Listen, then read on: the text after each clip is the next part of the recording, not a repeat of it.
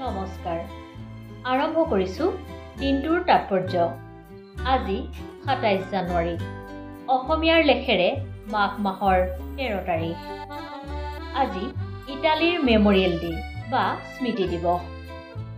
২০১০ চনৰ আজিৰ দিনটোতে এপলে আইপেডৰ কথা ঘোষণা কৰিছিল ১৮৯২ চনৰ আজিৰ দিনটোতে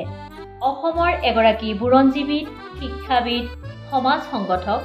লগতে গল্পকাৰ প্ৰবন্ধকাৰ কবি আৰু অধ্যাপক সূৰ্য কুমাৰ ভূঞাৰ জন্ম হৈছিল ১৯৫৫ চনৰ আজিৰ দিনটোতে অসমীয়া লেখক শিক্ষাবিদ আৰু অভিনেতা জ্ঞানদাভিৰাম বৰুৱাৰ মৃত্যু হৈছিল ১৯৮৩ চনৰ আজিৰ দিনটোতে অসমীয়া সাহিত্যিক বকুল বনৰ কবি আনন্দ চন্দ্ৰ বৰুৱাৰ মৃত্যু হৈছিল ২০০৯ চনৰ আজিৰ দিনটোতে